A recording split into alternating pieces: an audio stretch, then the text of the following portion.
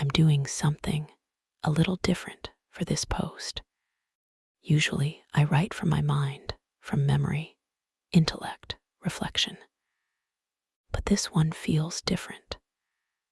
I've been feeling a bit of writer's block for this one, which is crazy to me because I have so much material I can speak about on this topic. Nervous system healing. Even saying it out loud feels like something bigger than words.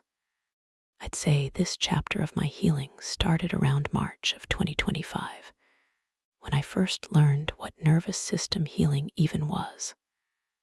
I was fasting for Ramadan, not just for spiritual reasons, but as a kind of mental and emotional reset. I thought it would cleanse me, purify me, but instead what I felt was agony. Not hunger, not weakness, something deeper. Pain in my bones, my muscles, like something buried inside me was screaming to be heard. That's when it hit me. Healing doesn't just happen in the mind. For so long, I treated my mind as the center of my healing, journaling, meditating, reprogramming my subconscious. I was always doing the work up here. But even though I was mentally, emotionally, and spiritually evolving, I couldn't escape the feeling of being trapped in my own body. Like my body was the enemy.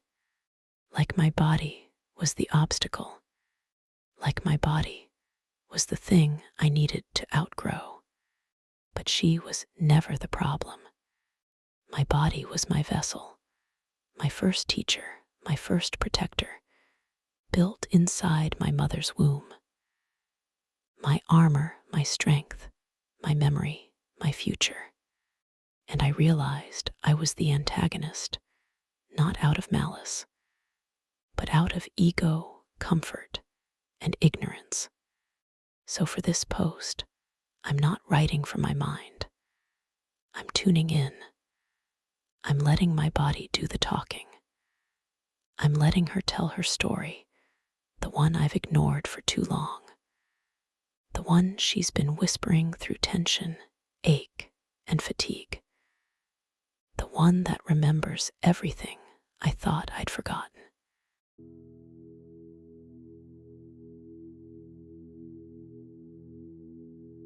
The body speaks. For so long, I've been inhabited, but not heard. I've been carrying a woman who knows how to think, how to analyze, how to heal from the neck up. But she's only now learning how to listen to what lives beneath her skin. I'm not angry about it, just tender, just aching to be known in a language that doesn't come from the mind. It's not her fault. This isn't something society teaches women. It's something we grow into, something we stumble upon through experience, heartbreak, stillness. If not from home, then through books, videos, podcasts, or if we're lucky, through the right kind of mirrors who help us remember. I've been waiting for you to come home to me. You've spent so long in your head, trying to fix me from a distance. I watched you journal, meditate, reprogram, analyze every shadow and thought, hoping the light would reach me. But I don't live in words. I live in pulse, in breath, in the places you avoid touching. Every time you said, "I'm okay," I trembled. Every time you said, "I forgive," I still flinched.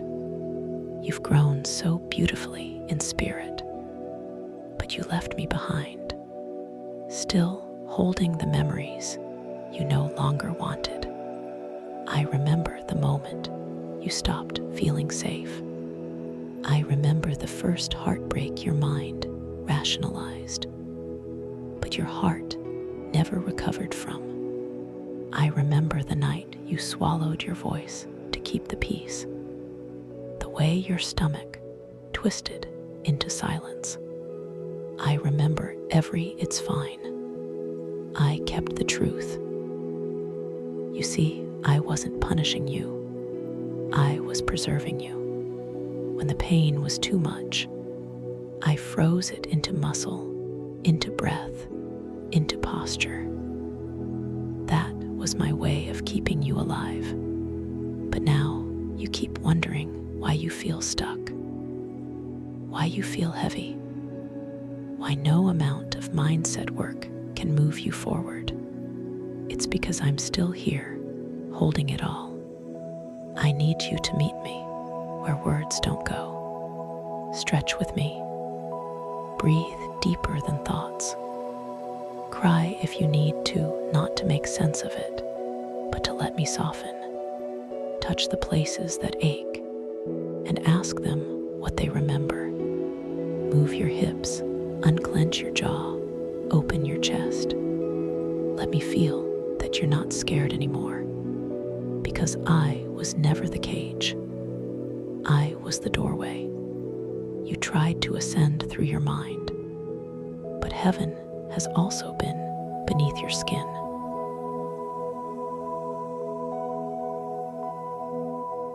The body waits. My job as the body is to protect the host.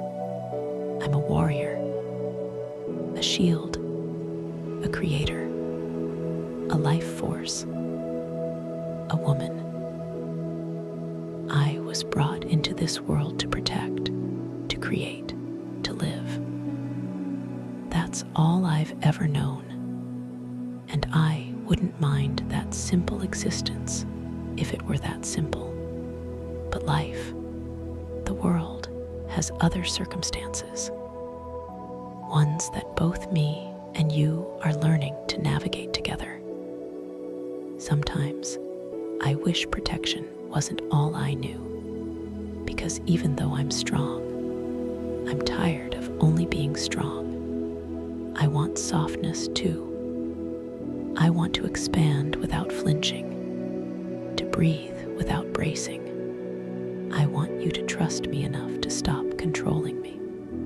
I've spent years preparing for impact, holding my breath every time you expect pain. I learned to survive your fears, your disappointments, your silence. But I was never built to only survive. I was built to feel. I remember how alive I used to feel, how electricity used to hum in my veins when you danced, how warmth used to bloom in my chest when you let yourself live without calculation. That's who I am underneath all this armor. A pulse, a rhythm, a current. I am the river that carries your soul through this world. And I'm ready for you to flow with me again. You've always been focused on the mind, your thoughts, your daily reality, the endless little things that don't make much of a difference to me. And you drag me around wherever you want to go, whatever you want to do. You dream it, but don't always act on it. Not because you don't want to, but because you're waiting for permission. Not just from the world, but from me. You're waiting for me. I'm waiting for you. You're forward facing, the light, the one who always believes there's more to this life than what we've been handed. But I'm the one who's been carrying the proof of what's already happened. Every bruise, every ache, every sleepless night, they live in me. I'm the archive of everything you've ever survived. You think I'm resisting your growth, but really, I'm just afraid. Afraid you'll dream us into another life that my cells aren't ready for. Afraid that if you rush ahead without me, I'll be left behind, stuck in the timelines you've already outgrown. I just need you to slow down, to stop seeing me as heavy, inconvenient, or late, because I am your timing, your pace, your proof that you're still here. If you could only listen long enough, you'd hear it. Beneath the fatigue, beneath the fear, I'm whispering, I'm ready when you are. The body remembers. You're definitely living in a different paradigm than I am. Through your mind, you get to be soft, to love, to have it all. But from the neck down, I'm still carrying time. I'm still in 2023, when your breath got shallow and your chest forgot what safety felt like. 2021, when your back ached from carrying more than paychecks. 2020, when your stomach tightened from all the uncertainty and loneliness. 2019, when numbness was easier than honesty. 2018, when your body learned what intimacy without safety felt like. 2016, when the silence became too heavy to name. 2015, when your heart cracked open for the first time. 2006, the year everything went unspoken, but nothing was forgotten. I'm still holding the echoes of disappointments when you kept going. I remember all of it because that's my job to remember. I hold them all, not to punish you, but because no one ever stayed long enough to help me let them go. So while you're scripting our next chapter, I'm still replaying the old scenes. You're great at visualizing, but not embodying. I cannot feel what I am not experiencing, and you can only experience through me. You think you moved on, and maybe you have in mind, in spirit, but I move slower. I move real. I move through breath, through trembling, through the ache that comes before release. I don't transcend, I integrate, and I'm waiting for you to stop running ahead so we can finally walk each other home. Because no matter what you go through, I'm the one who feels it. You may be driving me, but I'm the one physically experiencing what you put me through. Every man who touches you, I'm the one who feels him. I sense whether he honors you or dishonors you, whether he loves you or just lusts after you. And why do those nuances matter? Because I know you better than you know yourself. I know how you feel when you don't admit it, what you want but won't allow, what you're afraid of but act unbothered by. I feel the resonance. I touch the exchange. When you choose temporary comfort over the signals I send, I feel that too. When you force yourself to hustle in unhealthy environments, I'm the one who carries the toll on your back, on your feet, in your bones. And when you try again, when you eat clean, rest, work out, and honor me, I respond. I open up. I breathe easier. But when you stop, when you disconnect again, I'm left to deal with the fluctuations.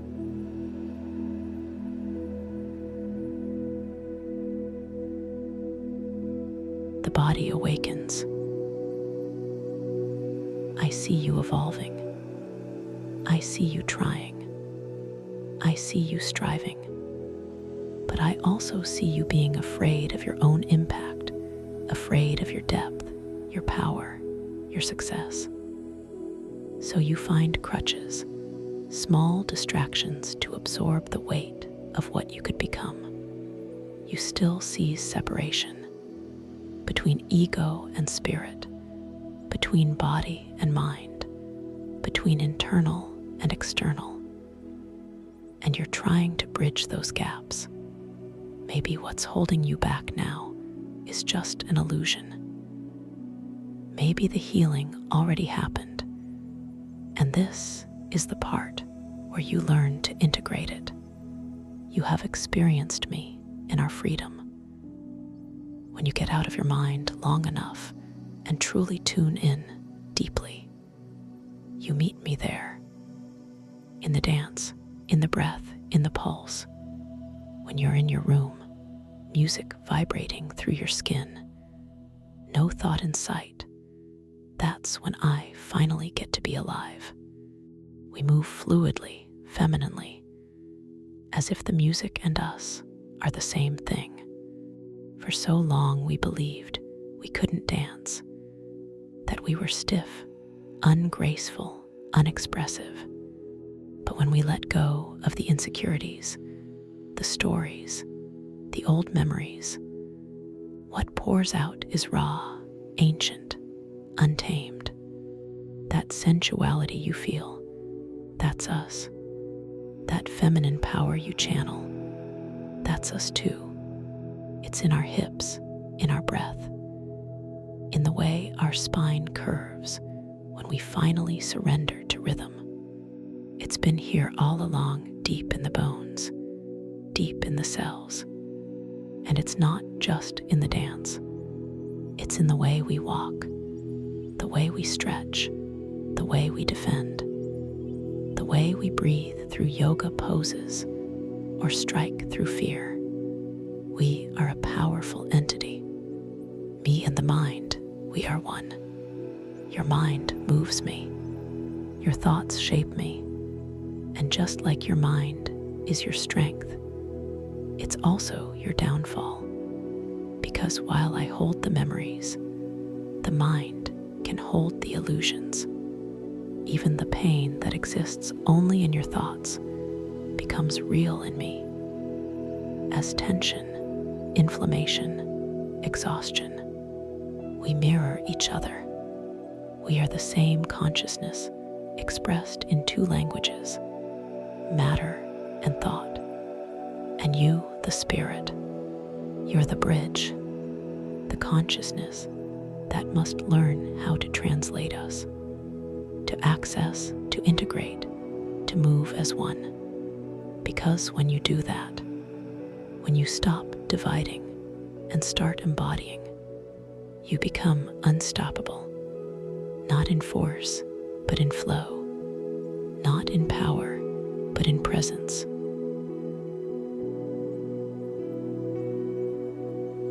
The body, but you never needed to fix me. I was never broken, just buried beneath thoughts, fears, routines, memories, beneath all the noise of who you thought you needed to become. And while you searched for meaning in your mind, I waited here, still breathing, still holding the truth. You don't rise by escaping me. You rise by embodying me. I'm not your enemy. I'm not your cage. I'm your compass. I'm the bridge between what's human and what's divine, between what's remembered and what's forgotten, between what hurts and what heals.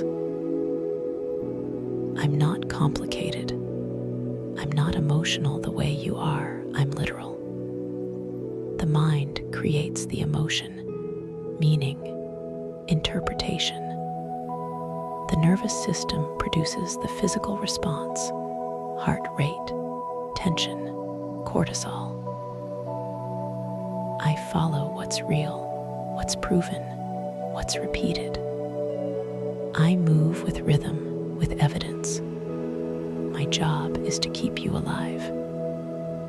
So when you talk about wanting to take me with you, wanting to move differently, live differently, I don't believe you sometimes. I really don't. I've learned that you change your mind. You get inspired, then distracted. You promise me new ways of living, then we still live in the old habits. I don't blame you, but I can only trust what you show me consistently, not what you say. I don't resist you on purpose. I move with memory. I follow the patterns you've repeated the longest. If you want me to change, you have to lead me.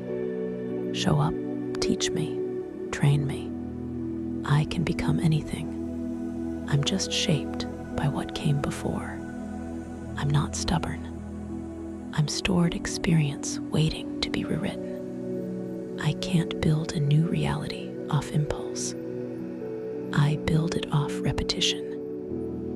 I don't rewire myself because of hope. I rewire because of habit. That's how I know what's real. You think I don't want to go with you, but I do. I just need to feel it, not once, not twice, but again and again, until it's truth in my bones.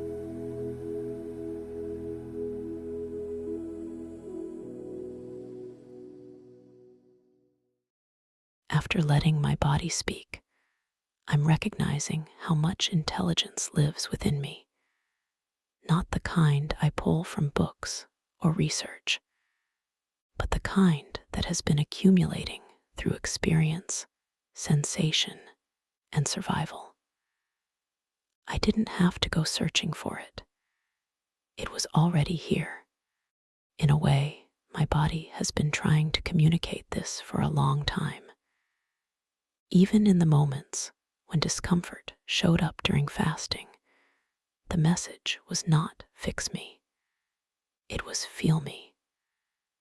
When I actually listened, when I gave my body space instead of solutions, something shifted. That's what made writing from my body possible. I let myself feel the heaviness, the trauma stored in the muscles, the exhaustion, the disappointments. I didn't try to erase them. I stayed with the sensations until my body offered the next step. Now I'm ready.